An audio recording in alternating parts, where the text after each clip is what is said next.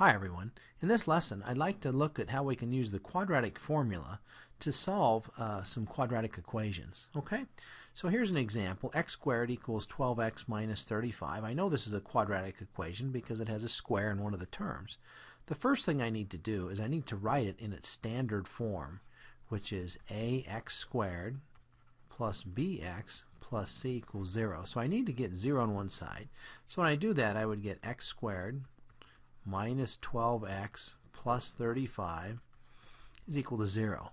Now once it's in standard form, then I can identify what my values of a, b, and c are.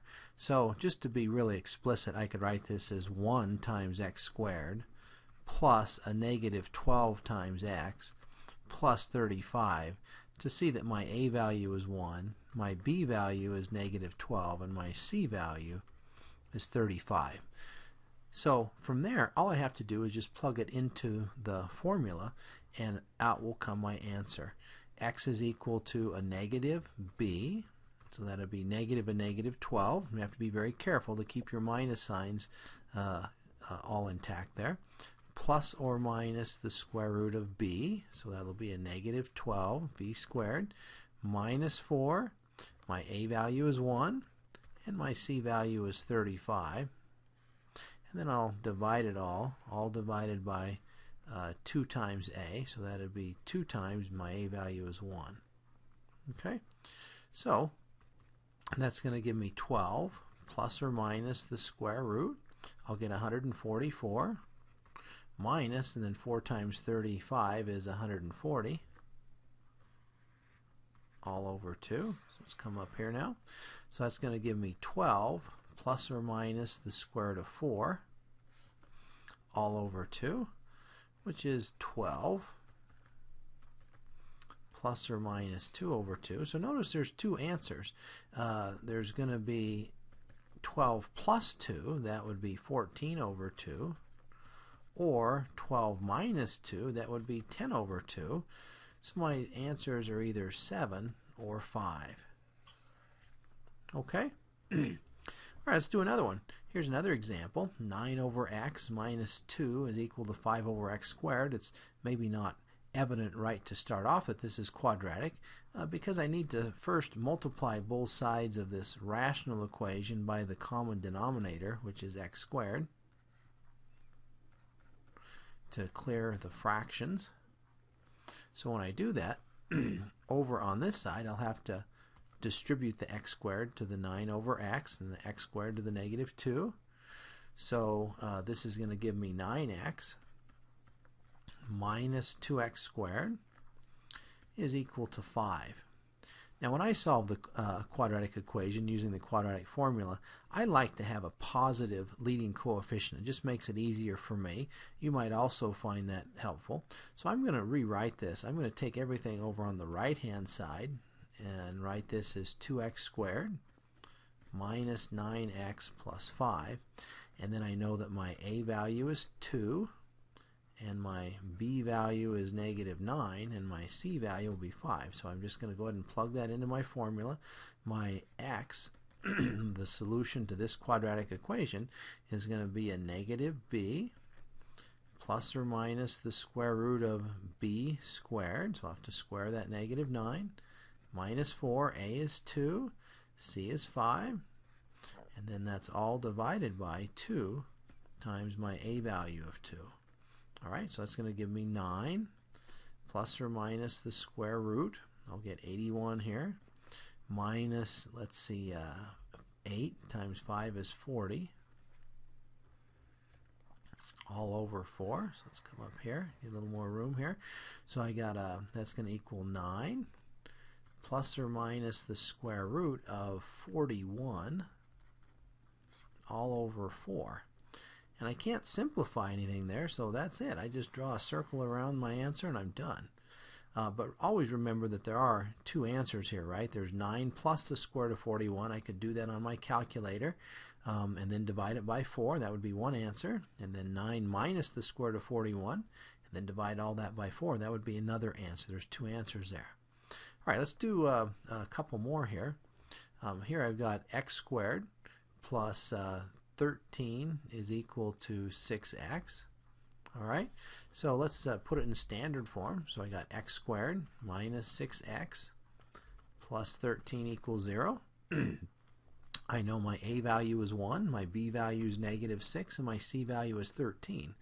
So once I have that formula memorized, I can just plug it in as I go along. X is a negative b, so that'll be a negative 6. There's my negative b, plus or minus the square root of my b squared, so I'll have to square the negative 6, minus 4 times an a value of 1 and my c value of 13, all divided by 2 times a. Alright, so this gives me 6, positive 6, plus or minus the square root. I'm going to get 36 minus 52. Here's 36, and then 4 times 13. If you ever played cards, right? There's 52 cards in a deck. All over 2. So this is 6 plus or minus the square root. Now 36 minus 52 is a negative number, isn't it? Minus 16. So this is 6 plus or minus, and the square root of a negative 16 would be 4i all over 2, and then the 2 will divide each of those. So my final answer would be 3 plus or minus 2i. Alright, so notice I got a complex solution for this one, a non-real solution. Let's do one more. Here, my t value, have a different variable, t instead of x, but it works the same way. T will be a negative b plus or minus the square root of b squared minus 4. My a value is 15. My c value is negative 2. All divided by 2 times 15. Alright, so this is going to give me negative 7 plus or minus the square root. I got 49 here. Plus, let's see, that's 4 times 15 is 60. And 60 times 2 would be 120. So this is negative 7 plus or minus the square root of 169. And you might remember that 169 is a perfect square. That's 13 squared, right? So this will be negative 7 plus or minus the square root of 169 will be 13.